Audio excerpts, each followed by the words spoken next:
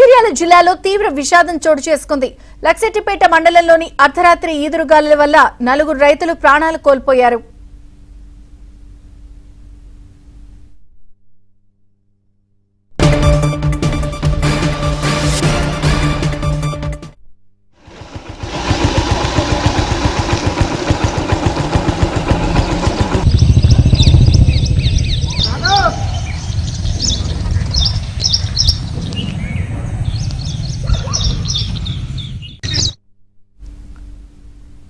లక్సెట్టిపేట మండలం కొత్తూరులోని ధాన్యం కొనుగోలు కేంద్రం ఈదురుగాలులకు గోడకూలి 3 రైతులు చనిపోయారు. మరో 4కి గాయాలయ్యాయి. అలాగే గంపలపల్లి ధాన్యం కొనుగోలు కేంద్రంలో రేకుల షెడ్ ఒక్కసారిగా కుప్పకూలడంతో ఒక రైతు ప్రాణాలు కోల్పోయాడు.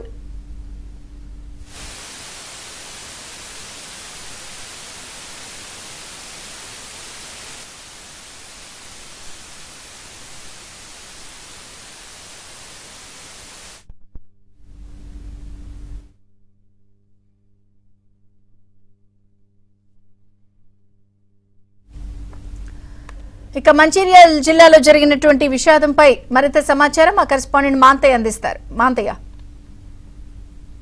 అకాల వర్షం ఎదురుగాలు మంచిర్యాల జిల్లాలో బీభత్సం సృష్టించాయి. 4 రైతులు చనిపోవడం స్థానికంగా తీవ్ర విషాదాన్ని నింపింది. ప్రస్తుతం మనం లక్ష్మీపేట మండలం గంపలపల్లి వద్ద ఉన్నాం. గంపలపల్లి వరి ధాన్యం కొనుగోలు కేంద్రం ఇది.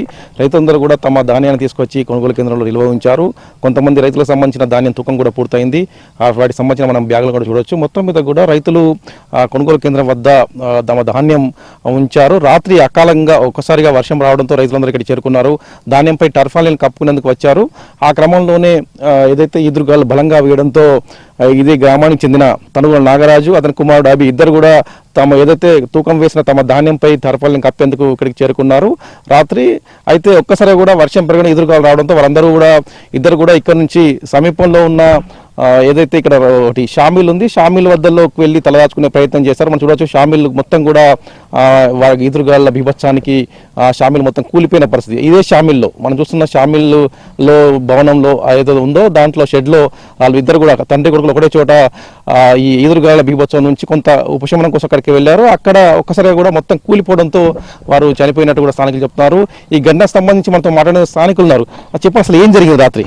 మా కంపలపల్లి గ్రామస్తుడైన తనుల నాగరాజు వాళ్ళ కుమారుడు ఇద్దరు కలిసి అది వడ్ల బస్తాలు ఇక్కడ రాత్రి ఈ సామిల పక్కన వడ్ల బస్తాలు ఉండే అది వర్షం కొడితే మీద పరదా కప్పడానికి వచ్చి పరదా కప్పి ఫుల్ వర్షం కొట్టడంతో పక్కన ఉన్న సామిల దగ్గరికి పోయి తలదాచుకోవడానికి లోపలికి పోయి తలదాచుకోవడానికి ఉండే వరకు గాడి ద్వారం ఎక్కువ అయి పక్కపడున్న గోడలు ఆ షెడ్డు అంతా కూలి మీద పడి ఆ స్పాట్లోనే వాళ్ళ అబ్బాయి చనిపోయడం జరిగింది.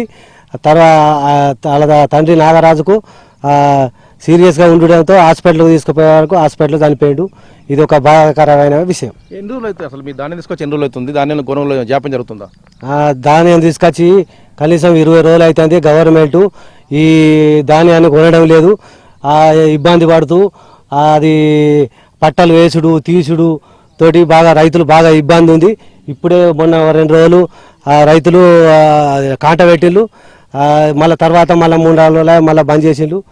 రైతులకు బాగా ఇబ్బంది అవుతుంది. అయితే కొనుగోలులో జాప్యం వల్లనే ఇలాంటి ఘటన జరిగిందని చెప్తాను. దీనిపై మీరేమంటారు? కొనుగోలు జాప్యం ఏం లేదండి. చాలా చాలా ఎక్కువ ఈసారి మార్కెట్ మన వరి మంచి దిగుబడులు వచ్చినవి. కొనుగోలు జాప్యం ఏం లేదు.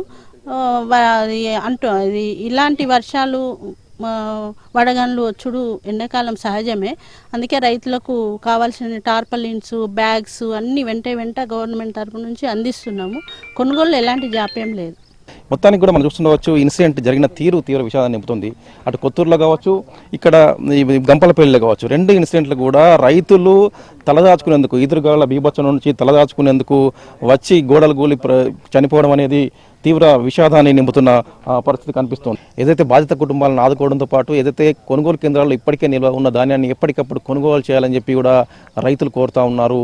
ఇది ఇక్కడి పరిస్థితి. శ్రీనివాస్తో మాంతయ్య, ఆంధ్రజ్యోతి, ఉమ్మడి ఆదిలాబాద్ జిల్లా.